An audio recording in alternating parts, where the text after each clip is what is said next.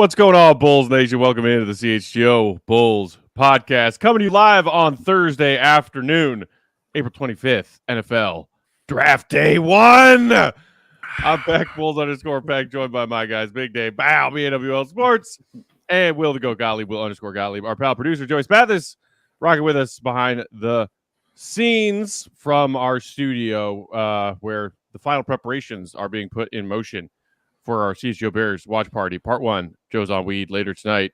On weed? On weed? There is a palpable excitement flying through the streets and veins of Chicago as we await Caleb Williams being selected first overall. In the meantime, we are here to keep you entertained to kill an hour while we wait, and figured we would do a little bit of Zach LaVine trade talk today. But before we dive into that, gentlemen, how are we? How is everyone's nerves, excitement levels? Everybody feeling good? Feel great. I'm feeling good. I'm ready. Yeah. I feel like the Bulls are like such a, not to say like I don't enjoy watching the Bulls or enjoy covering them, but it's like it's a job, right? Like we're doing our job here. But so the Bears are like this team that I still get to be a fan of, and it's exciting to have a little bit of excitement coming through and like a real quarterback. I'm very excited. Very, very, very, very, very excited. I'm tired of watching Madden simulations on YouTube of Caleb Williams with the Bears, because that's how hungry I am for this. I can't wait. It's going to be an exhale once it happens. I'm just waiting to say the name so I can exhale and continue with the awesome night that it's going to be. Chris Davis in the comments said, can you please give us your take on the NFL draft of the Bears' future? What, you don't get enough of that for the Bears show? Here's my quick take on the NFL draft and the Bears' future. I'm excited. Yay, Caleb. Can't wait to see what they do at 9. Would be happy with a Dunze. Would be happy if Poles, reaccumulates a few picks later in the draft, trading down a few spots while keeping a later first-round pick. And the Bears' future in general, I feel better about that than the Bulls' future. That's my answer. I mean, it's super interesting because they built out their asset base. They built out their core like exactly how you would hope the Bulls would do it. And obviously, like, they kept you entertained along the way. They kept you engaged with Justin Fields, and obviously there was a ton of love for him throughout the team and the fan base. But just like the process there, I feel like that's something that the Bulls should learn from as far as how you can build sustainable success. And obviously they fell into some luck with the Texans, like scoring on that final play and getting the first pick and then trading down with the right team, and that team taking the wrong quarterback. I mean, if they take CJ Stroud instead of Bryce Young last year, it's probably a different story. And so a lot of it had to fall into place the right way. And that's kind of how it always goes. But I feel like the process there, the vision, the commitment to building the future the right way is something that if you do it right and you don't take any shortcuts and you commit to that process, you're going to find success. And it may not always turn out this way, where you're getting a generational quarterback prospect that you can build around with a great defensive core and offensive weapons now. But I feel like when you set yourself up like that, good things will happen. And I wish the Bulls would take some lessons from that.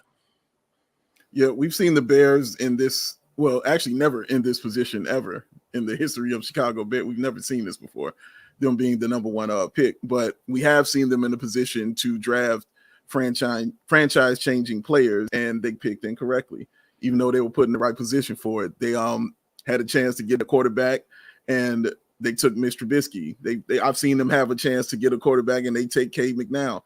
I've seen them, in those positions to get those kind of players, and they always ended up taking the wrong players at that time.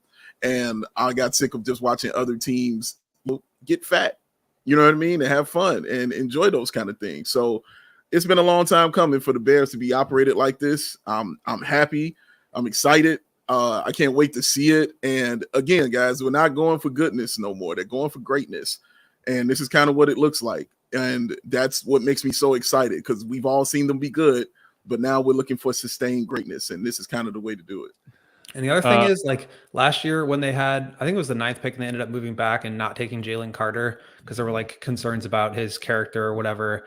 And then there were other people that were saying like, well, like he wouldn't thrive in this culture, in this system, in this context. And it's like, you gotta, what does that say about you? You need to like build the right context. You have to establish that infrastructure. And I feel like this year they put that together. And again, it's the same thing with like any rookies. Like you can hit on talent, but that player in any sport, like it's going to struggle if the context is not right around them. And I feel like they put themselves in a position now to make the most out of this. And like all the talk about Caleb wanting to be great, win 8 Super Bowls, like he wants commitment from his team. Like that's what the Bears should be doing. That's what any team should be doing to give, the right infrastructure around their franchise player. And again, that's something that I feel like the Bulls really need to learn how to do and need to study and start to establish themselves. And I think they've tried to do that with, the DeMar era and bringing in veterans who are competing and stuff like that. But that was to be good. And like you said, Dave, the Bears are trying to do it to be great. And it's a huge difference. And you can really feel that. Spooky Kitty in the comments saying, if my experience with the Bears in the last 20 years taught me anything, it's we should definitely get our hopes up. As our pal Cody would say, ready to be heard again. Black Rain, it must be slow just hours before Caleb is official and this is a topic. Maybe you're confused. This is a Bulls show, and we're going to talk Zach LaVine in a second. Ricky Reaper saying, screw the Bears, but go Bulls. Go Pack, go. Let's talk Bulls, please. Well, thank you for joining us, Ricky. Yes, indeed, go Bulls, but rethink your life choices. Get bent, you cheesehead. Shout out to Rex Grossman, who has the same number of NFC Championship game victories as Aaron Rodgers. But yeah, go Pack, go. Yeah, you did it to yourself. You did it to yourself. Wesley saying, remember when the Bulls had a first overall pick and nailed it. Shout out to you, Rose. Colin saying, Bears probably win a Super Bowl before the Bulls even sniff the finals. Can Bulls also be the GM of the Bulls? I approve this plan. Ricky, you're from Rockford. Why are you a Packers fan? Move to Wisconsin, you jagweed. All right, let's dive in. Jagweed. When are we? Exactly. Oh my god! No, that was a shout out to Mona Lisa Saperstein from Parks and Rec. I was just watching one of those John Ralphio and Mona Lisa episodes. She's complaining about all the jagweeds who are frustrating her happiness. Nathan saying Bulls have got to keep Zach LaVine. That is the topic for today. Kind of spurred by something that your colleague on the beat, Casey Johnson, said, Will, on a recent Bulls Talk podcast episode with our guy Bulldog and Tony Gill. This is what Casey said when talking about a potential Zach deal this offseason. Quote, I know that it's an organizational focal point. I know that for sure. End quote. So if any Bulls fans were wondering, maybe we need to make changes thing AK said at his season-ending presser maybe meant letting DeMar go, trying to find a deal for Vooch or whatever else, but maybe rethinking the Zach LaVine trade part because the market for him was so cold at the deadline. That sounds like that is still very much a big focus, if not the biggest focus for the Bulls this offseason. Will, what is your response to that? I mean, surprised to hear that? Not surprised to hear that? Definitely not surprised to hear that. I mean, we've talked about it before. If the Bulls want to make changes, and it sounds like coming from AK himself, that is the truth, then there are kind of few ways to do it. And that's why I've continued to harp on this idea that, like, if you want to make any changes, you kind of need to make a big change. And what that means is you need to move off of either Zach and or DeMar, basically. And that's just the way that the Bulls cap sheet is situated. So I think the bigger question, like aside from Zach, and look, they shopped Zach around last summer. They shopped him around at the trade deadline after both sides, agreed that it was time to move on. Nothing materialized. I think they're going to do that again this summer. And I think the bigger question is, okay, what's the next step? And what do you do with DeMar and Caruso? Because there are questions down the line, but really, unless you're just letting DeMar walk or pulling off a sign and trade somehow, like the only move that you can do to open up all these other avenues and options for yourself is to move off of Zach. And so I think that's got to be, if not priority number one, then priority number 1B, because DeMar is obviously in his free agency is a big deal for this team. And if he wants to leave or walk or come back for the right number, like they've got to figure out how to make that work. But like, even if the Bulls want to bring back DeMar on that $40 million per year for 2 years type of contract, like they're going to be way into the tax unless they can move Zach first. And so if they're going to commit to DeMar in that way, they have to feel really comfortable and confident that they're going to be able to find a suitor for Zach LaVine. I've been saying for a while that I think the Bulls might be in a situation where they need to attach an asset to get off Zach. And I think that's potentially true, but as we'll talk about here today, like there are some teams that are potentially going to be a little bit more interested than they were during the middle of the season with their cap space, with the way that their seasons ended. I do think there will be a little bit more interest. He may not be the first option. Maybe the Paul George domino falls first, the James Harden domino falls, and then Zach LaVine. Teams that kind of struck out on those two guys might start to dip their toe into the LaVine pool. Yeah, I agree with Will. I think Zach LaVine honestly might be one of the greatest on paper players the Bulls have ever had. And the issue is him being on the floor and how it translates to winning and how it translates to making guys better hasn't been shown on a consistent basis for him for whatever reason, whether it was injuries, whether we just don't have the right guys, whether it was poor coaching, whatever you want to call it. It just has not worked out. I think they're too far down the road to bring this back. And I don't think Zach has enough cachet to say, you know what, guys, let's pull this back and let's start over. Unless AK might, feel differently and change it. But this is just me personally talking about it. When I think about this, I think about Scottie Pippen. And I remember all the time Scottie Pippen said he wanted to be traded and how close he wanted to be traded. And I mean, to the point where he was on TV, during the game saying, I want to be traded. I don't want to be here anymore. And it never materialized. Well, the reason, a lot of that reasoning, well, obviously one was because of Mike, but the other reason is Scottie Pippen had cachet. You can look at his resume. This is an all-pro. This is an all-star. This is a champion. He has these things behind him. Zach doing it and saying, I want to do this, and you look at his resume, okay, you got your two-time all-star, and that's kind of where you stop. So I don't think he has enough of that to where the Bulls should be willing to do that. I think they're just too far down the road.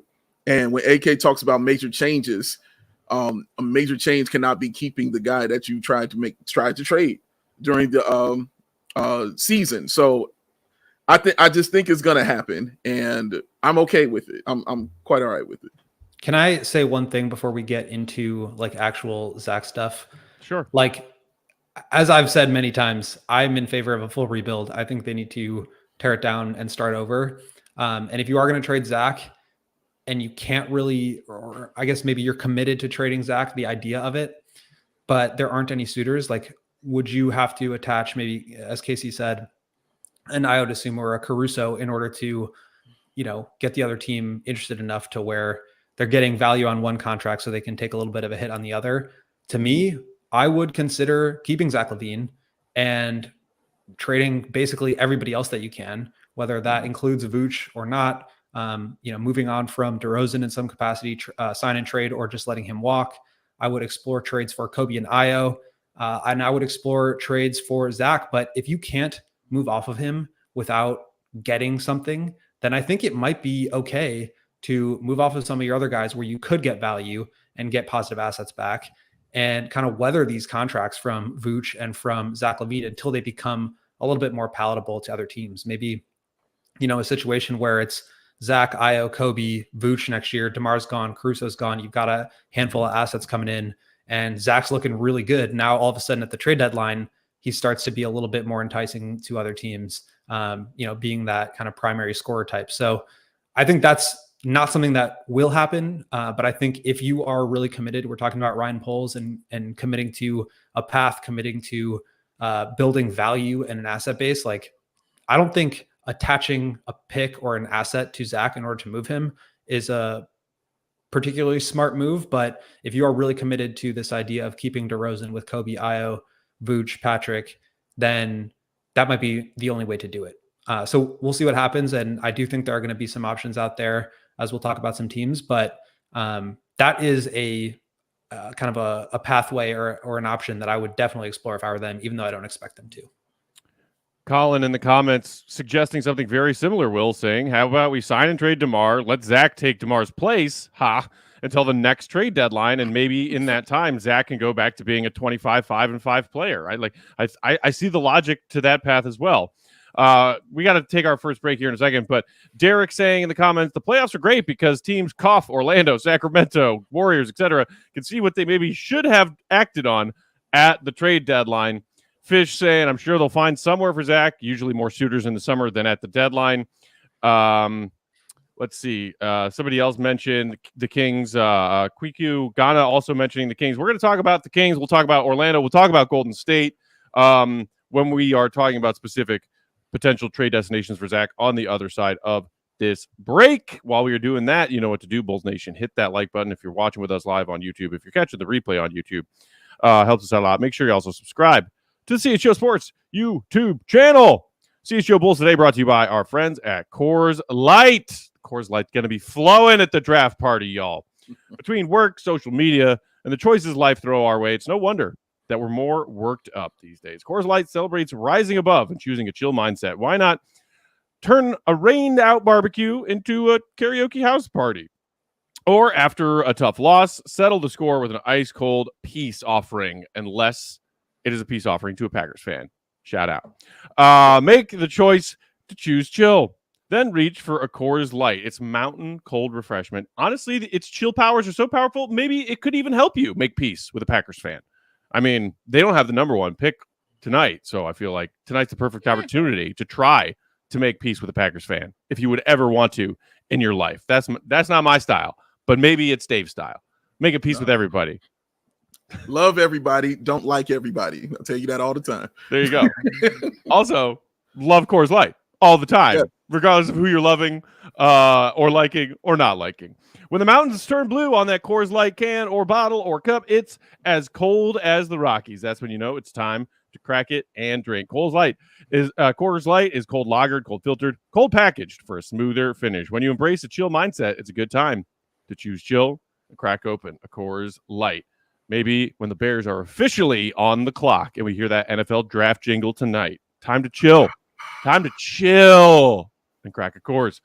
Make the most out of your time to choose to chill by choosing Coors Light.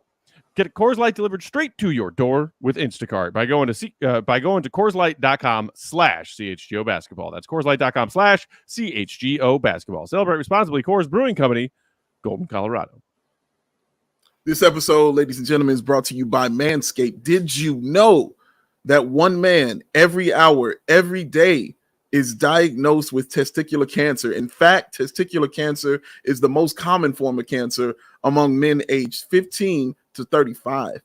Now, with April being National Testicular Cancer Awareness Month, our friends at Manscaped have partnered with the Testicular Cancer Society to help spread awareness for men's health and early cancer detection. Visit manscaped.com/TCS to learn how to check yourself for early signs of cancer. And as always, you can use that promo code BULLS, BULLS, for 20% off and for free shipping at Manscaped. And with this in mind, you can perform simple routines, simple self-checks at home while you're enjoying Manscaped products that you use every day. Of course, like that Lawnmower 5.0 Ultra. Like, you know, it makes sense, right? You use it, you trim it up, you check, you make sure you're straight, or if you're not, but you figure out what your situation is while you're using your Manscaped products, ladies and gentlemen. And in addition to providing the right tools and solutions for comfort and easy grooming, Manscaped is committed to raising awareness and giving supporters and fighters, survivors, and families impacted by testicular cancer. That is why they will be donating $50,000 to the Testicular Cancer Society. That is nice. Ooh. Help save lives and balls by going over to manscaped.com/TCS and sharing their funny educational check yourself video. And while you're at it, grab 20% off and free shipping with the code BULLS, because like a famous American philosopher once said, take care of your mentals, your balls, and your chicken. All right, let's dive into some trade talk, y'all. Multiple people in the comments mentioned the Kings, so why don't we start there? One of the teams to get bounced from the play-in tournament in the Western Conference, and a team that I think Bulls fans have been talking a lot about recently as a potential destination for the Bulls. Dave, I think you and I were chatting with our friends Saban and Bulldog on our thread the other day about how did you describe the Kings as desperate and dumb? And their willingness to maybe make a trade with the Bulls? I don't know if I think you said dumb and I said desperate. I think that's how that went. It's a great combination for a team that, look, if you're the Kings and you just had this incredible season last season and you just kind of can't find the right pieces together, you underperformed this season coming out of a season like that. Weren't they the 2 seed last year, if I'm remembering correctly? And this year you can't get out of the play-in tournament. People wondering what they need to do with this core of players. Harrison Barnes, a role player, making a significant amount of money next season. Kevin Huerter, the same deal. I think one of them's at 17 mil, one of them's at 19 on the Kings books next season. Will, I know you have been tinkering with some potential Bulls-Kings trades as well. What do you make of that possible avenue for AK to explore? I mean, there was some juice, I think, especially coming from Zach's camp around that initial trade request that Sacramento was a potential landing spot. They obviously underperformed this year, losing Malik Monk to injury, losing Kevin Huerter to injury. And then, Malik Monk's going to be a free agent. And, it's possible that he re-signs there, but he could also look to explore better options. Like Orlando seems like a great fit for him. In terms of them needing a guard who can dribble, pass, shoot, and play make a little bit. So maybe he gets a bit of a payday there and more opportunity. And that might leave the door open for a team like Sacramento. Their cap situation is a little bit tricky because obviously they could re-sign Monk. They could let him walk. And they don't have very many big movable contracts to match space, but they do have some room underneath the luxury tax. So the Bulls could take back some salary, but not, the full amount. So maybe something like LaVine for Huerter. I'm not sure if this works perfectly right now. The Bulls might need to take back a little bit more salary, but that type of deal where the Kings are absorbing half of Zach's money and the Bulls are still taking back somebody else. I think that's a good fit for both teams. Huerter obviously underperformed last year. His shot was not falling the way that it had in years past. But he's somebody that I think works really well next to Kobe and Ayo, who can be a movement shooter, who can come off of screens, who can make the extra pass. And that could be sort of a good buy low opportunity. And, the Kings also retained their draft pick since they missed the playoffs. So I believe they'll have the 13th pick in the draft, or at least assuming they don't move up in the lottery. So that could be an asset that maybe the Bulls are able to squeak out of this deal. And that's, I think, a really nice haul. You get a replacement for Zach, you get some cap relief, and you get maybe a pick in there. I think that's as good as you could possibly hope for the Bulls in this situation. Completely agree. I mean, the Bulls and the Kings have kind of been talking about Zach LaVine since Zach LaVine kind of got to the Bulls. It's always been Sacramento. When he signed his first contract, it was Sacramento who made the contract and the Bulls had to match the offer. During the season, I was on Locked on Kings. Shout out my man, Matt George. And he said something to me about Kings fans that reminded me of Bulls fans a lot. He said, we want everything, but don't want to give up anything. And I was like, yeah, that's very familiar. I know what that sounds like. So he understands. He told me they understand they need to do something. They just don't want to give up one of their key guys, because I was in there trying to get Keegan Murray. Hey, no shame in my game. Colin asking right now in the comments, is Keegan untouchable? And everyone in the comments say, you're not getting Keegan Murray away from Sacramento.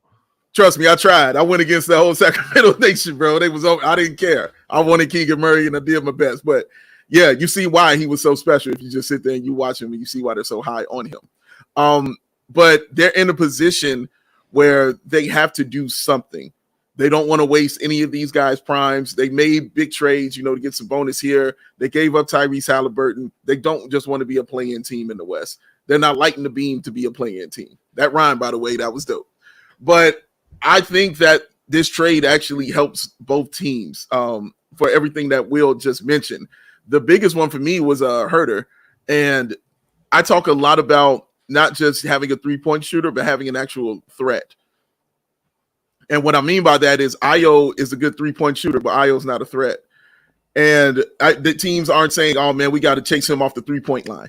We can't let him have that shot. We'll see what it looks like next year, because he was balling out from the three-point line this year. So we'll see what it looks like next year. But Kevin Huerter is kind of a threat, when teams actually have to game plan for it and say, oh, we know we can't leave him open. I don't care if he's 0 for 15. They know they can't just leave that guy open on the team. So the Bulls haven't had something like that. And I think it will be good for them. It's always a good safety valve when DeMar drives to the bucket or anybody, Kobe drives to the bucket, and you can kick it out for that 3-point shot. And that way your center doesn't have to be out there taking those shots for you either. So, yeah, I think it works out well for getting some veterans in here and allowing them to have Zach LaVine, who we all think is just a really good player, but I think personally just needs a change of scenery. Yeah, Fish brings up a good point in the comments, and I think we should probably think about this through the other team's perspective too. He says, with Sabonis extension kicking in, do they even want Zach? Would that lock them up in salary? And I think that's the risk of trading for Zach LaVine for every team, is that, with the way that the new CBA rules work, it's really hard to fill out a roster with 3 max players. And that's what they would have with Fox, Sabonis, and LaVine if they did make that move for him. Obviously, you're going to have to pay Keegan Murray here at some point, but I think that's like the big risk. And the reason why a lot of teams aren't interested in trading for Zach is that just it hamstrings you so much in terms of what your other options are. But, if they finish out this season, they miss the playoffs, and, they're looking at some of these other teams, like the Pelicans are ahead of them. The Warriors aren't going away anytime soon. They might not be that same championship caliber team that they used to be, but they are still really good. You've got the Lakers, like all these other teams. And then you've got the Rockets who are still coming. You've got the Grizzlies who should bounce back in a big way next year. You've got the Jazz who could explode any given moment if they hit on one of their picks. So the West is really difficult. And if you want to compete and if you want to contend, you've got to take some risks to add talent. And I think star power is something that, like, if you are an offense only team and you're not the top couple offensive teams in the league, it's going to be difficult to justify your existence in that way. And so bringing in Zach, another shot creator who can, presumably play in a situation off of Sabonis, similar to Vooch, where he had some success in some of those pick and roll scenarios. He can create his own shot. He can shoot off the ball. He can, get up and down. I think he's a good fit there. He fits the same timeline as Fox and Sabonis in terms of his age. So I think that could be a really good fit. I think the real question is, like, do they really want to go all in on offense in that way? Or do they feel like they want to, play a little bit more Keon Ellis and bring in maybe another bigger wing defender with Harrison Barnes kind of aging out? So they will have options, but I think that's kind of the point in this situation, is you're looking at teams who might look at themselves a little bit differently than they did when they were in 6th place in the West, 2 months before the end of the season, and they were feeling pretty good about their standings until things kind of unraveled. Yeah, well, like, they've already made their decision about the type of team they want to be. They want to win. Like, so if that's the decision that you've made, their salary is something that I don't think that they can afford to think about, pun intended. But I think they've already tasted of being a top 3 in the West, and they don't want to go back, like, at all. Like, they have to justify Sabonis. They have to justify the contracts for Fox. They want to Malik Monk being that guy. Like, they want to be up there in that upper echelon. They have made this perfectly clear. So when you make that clear that you want to be that kind of team, I don't think salary is an issue that they're going to be completely thinking about. Obviously, you're always going to be thinking about money, but I think it will afford them to take more risk in this situation. Derek in the comments saying the Kings play in the West. They can't afford to stand pat in the middle like the Bulls, Hawks, Raptors. We saw the Thunder jump from 10th to 1st in a year, Minnesota jump. And mind you, as you just said, Dave, or you just said, Will, Memphis will be back too. And like the thing you said, Will, about the contract situation with Sabonis getting a max, kick in. Do they want to add another max, star kind of level contract in Zach to that? My mind immediately goes to the Phoenix Suns, who are in an 0-2 hole in their first round series right now. Against one of those younger teams that just made a huge leap this year. And it's interesting that it seemed like a decade of the 2010s, every NBA team after the Heatles were formed was like, okay, we need to find our big 3. What's our big 3? Let's get our big 3. That's true. And now it's like, is that the best mold? And you also mentioned the new CBA rules that are about to go into place, Will. And I feel like that puts even more emphasis on the question of whether or not that's the right path to go down if you're constructing an NBA roster right now, because, like, kudos to Phoenix. They took a swing that they thought they needed to make, but they now have this big 3 of KD, Book, and Beal, and the rest of that roster is just giving them nothing. And I would not look. They came back and evened up their 2-2. Even up their series 2-2 with Denver last season in the conference semis. Credit to them for that. But and they're not dead yet. The 3 max contracts thing, I just don't see how that is a roster construction strategy that will work moving forward. So maybe the Kings are aware of that, or as Derek said, maybe they are desperate and say we can't stand pat. So let's take this big swing the way that the Phoenix Suns did, and either it works or it doesn't. And teams are going to be scared off of trading for these kind of big money contracts, these bloated contracts, the way that Zach is.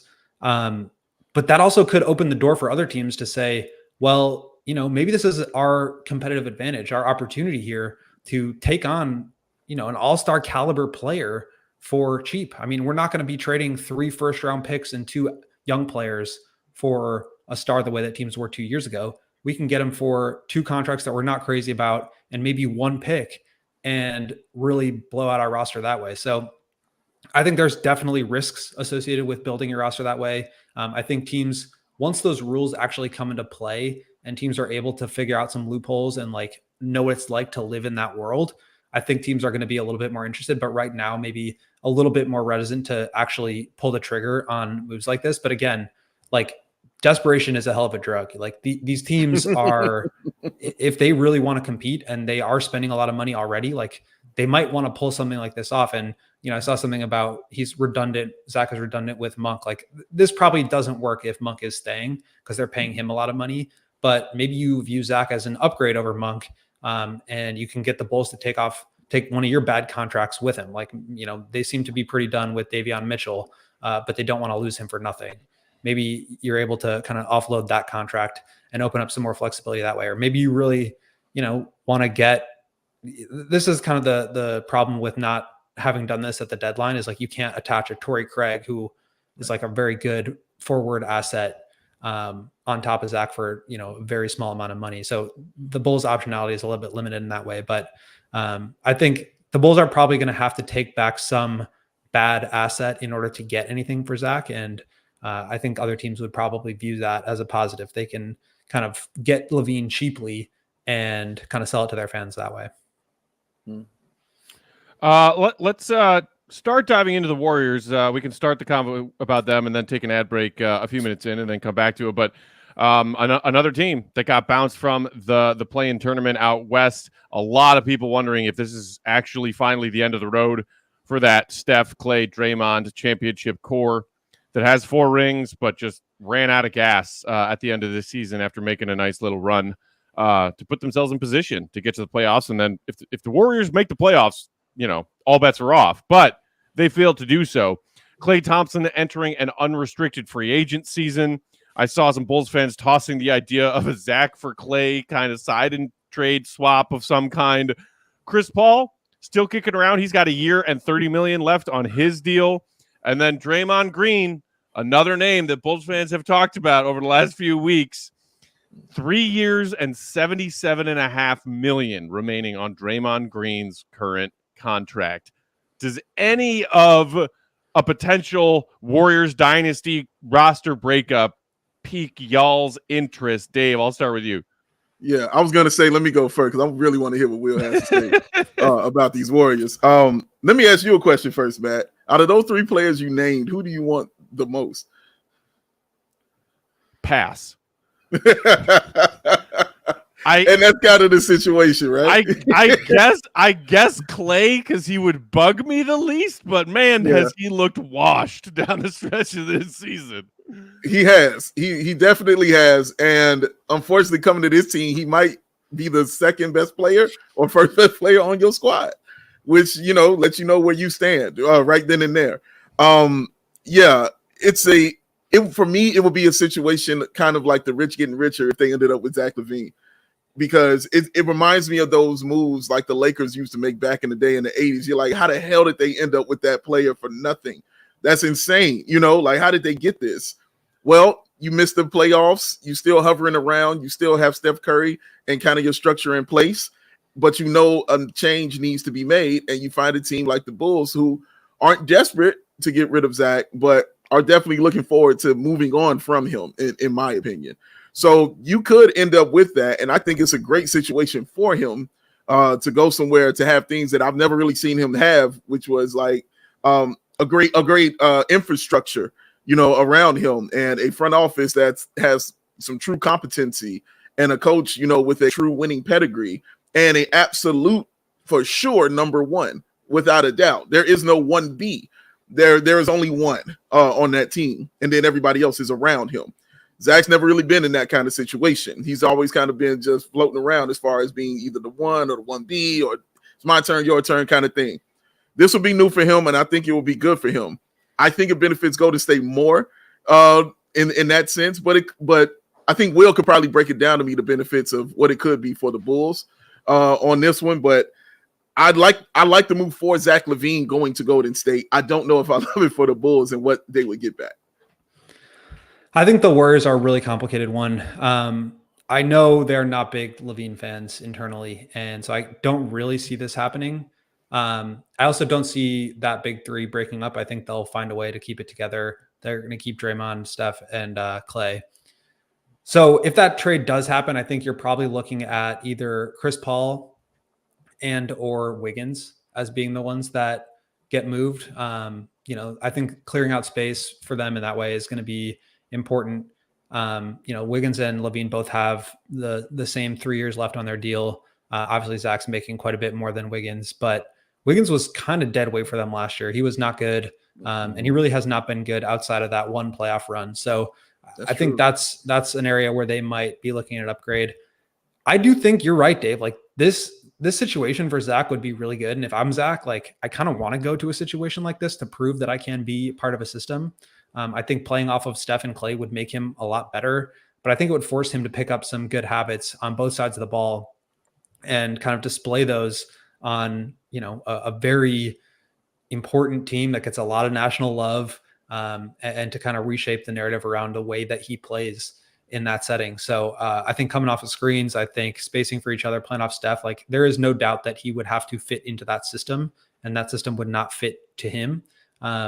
And I think that would be really good for him. So if I were Zach, I would kind of be excited about going into that system. Like they've had success with those kind of players, whether it be Jordan Poole or I don't know, like even Kelly Oubre had moments, D'Angelo Russell had moments with those players, and obviously they didn't work out and they moved off of them. But I feel like you could, if you're the Warriors, take a shot on Zach. Maybe he helps you, maybe he doesn't, but maybe you rehab his value enough to where you can move him again the following summer because you're not, emotionally tied to him the way that the Bulls are. So I think that could make some sense. I don't think the Warriors are really going to be willing to give up assets to take on that contract, though, because they're a second apron team that's paying so much in luxury tax bill that it just doesn't really make sense to bring on that kind of money. But, if they are desperate enough to keep that core together and give them a shot, like you're probably not going to find a talent out there at the same level as Zach for, any amount of money. And obviously, if you want to find that guy, you're going to have to pay him a lot of money. So maybe that works, but I just, knowing what I know about the Warriors and the way that they want to play, like Zach's kind of a ball stopper and they move the ball. That's their whole ethos. And so I don't really necessarily see that being a great fit unless Zach really changes some things about him. But like I said, maybe that works out well for him in the long run. We got to take a break here, but real quick, Fish saying it's all about the picks with the Warriors. Andrew saying add Moody in a pick. That's the thing that frustrates me about the Bulls-Warriors conversation and it being a Zach LaVine conversation, hypothetically, is if some of those reports we heard leading up to the deadline were true, that the Warriors were willing to throw the Bulls a substantial trade package for Alex Caruso. That's the one I would still keep my eyes on. And you chose not to do that, and now we're talking about having to throw Caruso into a LaVine deal to actually get value in return from Golden State, and that will infuriate me to no end. Okay, when we come back from this break, a couple of teams in the East that we want to take a look at as well. Orlando, who look like they are in trouble in his first-round series against the Cavs, which continues tonight. And we'll revisit what the heck the Pistons are up to and what their plan is as we talked substantially about Bulls, Pistons, and a Zach deal that did not materialize earlier this season. Hit that like button right now if you didn't do it during the first ad break. CHGO Bulls Today brought to you by our friends at Ray Chrysler Dodge Jeep Ram. Are you in the market for a new vehicle? If so, we've got great news for you because our partner, Ray Chrysler Dodge Jeep Ram in Fox Lake, is celebrating their Jeep celebration event all month long. You know what that means. You'll be able to rave and brag to all of your friends and family about the savings you made on your new Jeep when you make your selection from their wide inventory. For a limited time, you can lease a new 2024 Jeep Grand Cherokee Laredo Altitude for just $439 a month for 39 months. If that Grand Cherokee isn't big enough for you, check out the third row and lease a new Jeep 24 Jeep Grand Cherokee Limited L for $479 a month for, that's right, 39 months. Incredible lease deals available at Ray. At Ray, you'll always be able to shop one of Chicagoland's largest inventories and drive home with more money in your pocket than you'd expect thanks to that Ray's price promise. The price you see on their website is the price you pay when you go to the dealership. Don't miss out. Shop great deals all month long and save big. But that's not all. Just for listening, you can get a free oil change at Ray when you mention CHGO Bulls at their service center, or mention CHGO Bulls when you book online at raycdjr/service. But hurry up, because you have to schedule that free oil change before April 30th. So if you're in the market for a new vehicle, you've got to check out our friends at Ray Chrysler Dodge Jeep Ram. They are the only team we recommend. Visit them today on Route 12 in Fox Lake. For more information, visit RayCDJR at Fox Lake or visit raycdjr.com. Serving the community since 1963. And big shout out to FOCO, because FOCO is back time, baby, because it's that springtime. It's that summertime. Got to be outside. It's baseball season, man. And the only way to do it is to get fitted out in the best sports gear around. And you do that with FOCO. They got hoodies, they got shoes, they got signs, they got bobbleheads, and everything in betwixt. Going to a basketball or a hockey game? Congratulations to you, because you're going to the playoffs. That's what you're going to do. So shout out to you. Have fun there. Tell me what it's like. Not in Chicago. Not in Chicago, you're not. That's why I said, tell me what it's like. But hey, show off your love when you go with your team branded friendship bracelet, y'all. And whether it's jackets, beachwear, or even overalls, there is something for fans for almost every single occasion when you're going to the Cubs game or when you're driving by the White Sox game, because we're not going to those. Set decorations when we're on that. Big shout out to FOCO for always hooking us up with that, because FOCO has donated a few awesome pieces for our set. So since they showed us some love, make sure you show them some love also. Check out FOCO.com or click the link in the description below for all non-pre-sale items. Use the promo code CHGO10 for 10% off, because that is FOCO. All right. Oh, hey, be patient. I forgot about the for show. It's been a minute. Been a minute. All right, guys, let's talk Orlando. Currently down 0-2 in their series in the first round in the East. And a lot of people are wondering, hey, this Orlando team looks like it could use a bit of scoring punch, as I think they've averaged 72 points per game in their first two L's of this series. Man, I can see why Orlando might look at a Zach LaVine type player as something that they could use. And I will protect this person's identity, but somebody pitched to you and or I the other day, Dave. Hey, the Bulls really need some interior defense. Maybe Orlando would be willing to part with Jonathan Isaac. And Orlando appears to have the cap space to absorb Zach's contract. I hate this idea for not going to work here. If you know me, probably obvious reasons. Keep Jonathan Isaac the hell away from my basketball team. Do you see any potential for a deal with Orlando, Will? I do. Probably not for Isaac. I think, he's obviously got a injury history. He's got some other off the court stuff that we don't need to get into right now, but he's also been slotted into their starting lineup. He's been playing center for them, and he is maybe the best defensive player per minute in the world. I mean, he is outrageously good, and I think they value that and probably don't want to get rid of him. To me, I'd be looking at some of their younger players who weren't able to crack the rotation. 6th overall pick in last year's draft, Anthony Black, chief among them. He's a big guard, cannot shoot at all, but really good defender and really good at drawing fouls and getting downhill to the basket. That's the kind of distressed young player asset that I'd be looking at. Speaking of which, Goga Badatse, who is a free agent, is another guy I would love for the Bulls to take a crack at. He was outstanding this year in minutes where Wendell was injured. So maybe a sign and trade there, but he's going to be a free agent. So yeah, I think like you watch this Magic team struggle to generate shots. Like they really have 1.5 guys that can generate offense. And Paolo is insanely good. And I think he's going to be an outstanding player for many years to come. But you watch him and some of the shots that he takes, and it's just kind of ugly. Franz, I'm a big fan. He shot the ball incredibly poorly this year. I believe sub 30%. He's like 34, 35% career. So I think that number will bounce back up, but it just goes to show that they need some help creating offense and creating easier looks for those two guys and the players off of them. Jalen Suggs had a great year.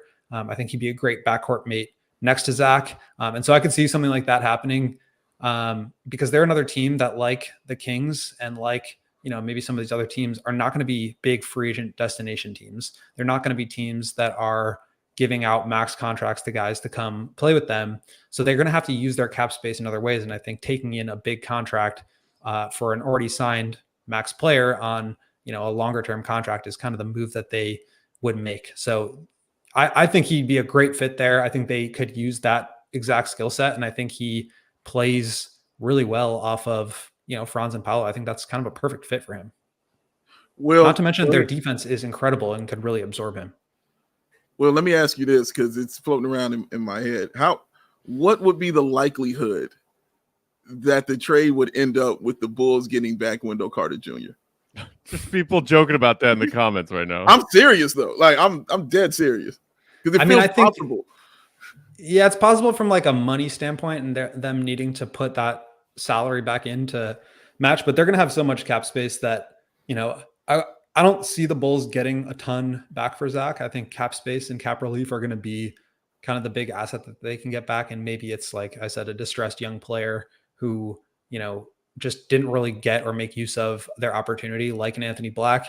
But the Bulls front office moved off of Wendell before, and I think he's on a very good contract. I think he'd be a fine center replacement, but they seem to be done with him when they moved him in the first place. So I can't really imagine them being excited to take him back. I feel like it'd be more, a Joe Ingles or something like that, who's got one guaranteed year. And maybe you either can move him down the line or, just like buy him out or something like that. But I don't really see a Wendell reunion just because I feel like the Bulls have already gotten rid of him before. Yeah. And I'm not saying because I want it. It just felt, I know people are mm. way too down on Wendell as Bulls fans. I get it, but like, he's a fine player. He's not like an all-star. Cool. He's not going to be like elite, but he's a fine starter. And on his contract, like I'd rather have Wendell making 11 million than Vooch making 20 in his age 35 season, And guess what? You can have both. As if I don't feel enough already as a Bulls fan, like a hamster stuck on a wheel. Let's get Wendell Carter Jr. back. Also, in reference to you talking about Anthony Black, Will, people in the comments making some jokes. Broom saying, can't shoot? Sounds perfect for us. Book saying, did you say can't shoot at all? Acme, sold. But okay, here's the thing about that. I am not a huge Anthony Black fan. I think I had him behind Cason Wallace last year on my big board and just like point guard rankings. So he was like around 10 or 11 on my big board. I think he's got some tools, but like the Bulls are not in a position where they're like, let's get fit right now. Let's like go trade for guys that could be, good role players that could play alongside. No, they've got to get upside in their building. Like they need to take some swings and they're going to just be going the other direction. They need to start accumulating players with upside. And I'm not saying Anthony Black's going to be a star, but he's 20 years old. He can defend. He's big, and he can get to the basket. Like I think there's value in trying out a player like that. This is not going to be a situation where the Bulls just have their pick of the litter in terms of what kind of assets they're going to get back for Zach. And so maybe Anthony Black is great for you. Maybe you end up packaging him again and trading him down the line. But to me, like value has to be king here. You have to be getting value. It cannot just be, what is the best situation or why are we still trying to compete for that 8th seed? You have to make some changes if you're going to get out of this cycle of mediocrity. And I think part of that is taking some swings on upside and being okay with being bad for a little bit. In the category of desperate NBA teams, now let's move to the Detroit Pistons. I think some people maybe saw the Pistons taking some kind of step forward with this young core that they have finally accumulated through a few years of tanking. Much the same that, you mentioned the Rockets earlier, Will, made a really strong run down the stretch of this season, couldn't quite make the play-in, but their potential future looks bright. We saw what this young OKC core was already able to do. And people wondering, and even, to a similar degree, Orlando with Wagner, Paolo, and people, at least some people, saw the Pistons as one of those teams that's like, they're coming. They came nowhere this season. They did beat the Bulls twice, so credit to them for that. But maybe the Pistons are desperate for something to get this team off the ground, and some kind of shakeup they feel is needed. The one hang up I have here to see, to buy that the Pistons might still legit be interested in Zach and his scoring prowess is what you said about Orlando, Will, and that hey, that is a defensively strong team and they could absorb some of Zach's defensive deficiencies. I don't see the same calculation working out in a potential Zach to the Pistons trade when you consider some of the pieces that they have in the backcourt and just their defense in general. Do you think that is something that the Bulls and Pistons could still revisit? Because there were reports that there were at least initial talks or musings between these two sides that ultimately went nowhere and probably not even very close. Do you think that possibility still exists, Will? Definitely still exists, but I think the first thing that the Pistons need to figure out is who's going to be their president of basketball operations, because it sounds like Troy Weaver is going to be either moving on or moving into a different position within the organization. He obviously was the one who was responsible for the roster construction and management this past year, and he was the one who presumably had interest in LaVine. But I think their interest in LaVine was just like insofar as they were interested in adding talent cheap. And again, I think that's going to be, when I say cheap, I don't mean contract. I mean, in terms of outgoing assets, you're not going to have to give up a lot for him. We talked about this with our friend James Edwards of The Athletic, and he was kind of saying it's not going to be Ivy and picks. It's going to be, some lower level contracts, lower level prospects, and you're going to be getting cap relief as kind of the primary asset here. And I think that is still true.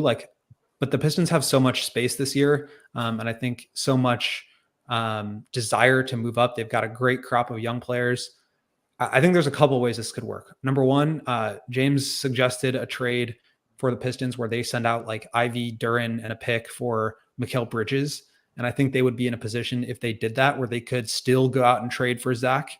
In addition to that, I think that's a really interesting core. If you've got Cade Cunningham, Bridges, LaVine, Asar Thompson, Isaiah Stewart, if Duren is outgoing in one of those trades, that would be really interesting. You get a ton of spacing. You would make up for some of Zach's defense with Mikal Bridges. So I could see that happening.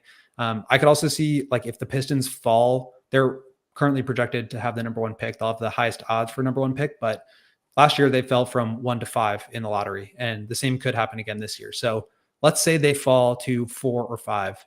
Would the Pistons send out Fournier, pick up his option, so he'd have a 1-year, $19 million deal coming back to the Bulls? You take on the rest of Zach's money and you swap picks. So the Pistons would get the Bulls' 11th pick and the Bulls would get the Pistons' 4th or 5th pick.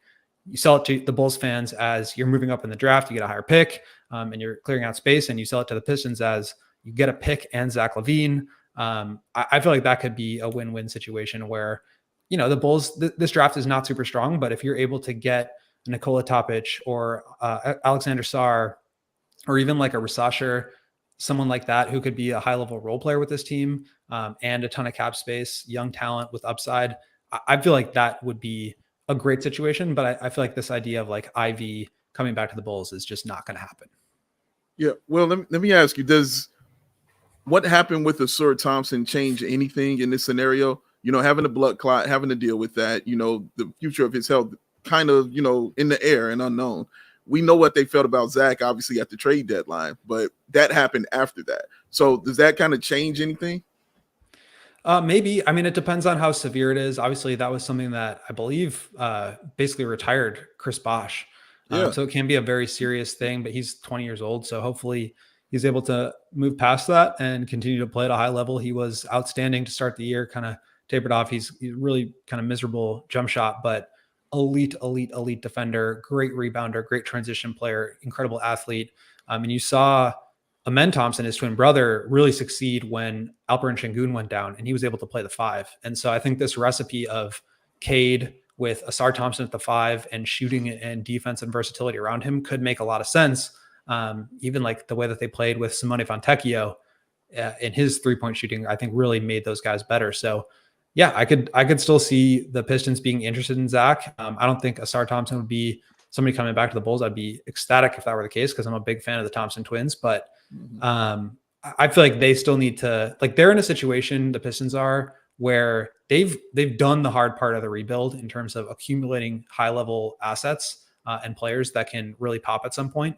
And now it's about putting the right pieces around them and figuring out who is part of their future and who's not. And so I think that decision, regardless of the blood clot situation, is going to have to be part of this new executive who takes over in Detroit. That's going to have to be part of his plan, because he's got some big decisions to consider right now. And we'll have to see if a big trade and a big swing for a guy like Zach is part of that.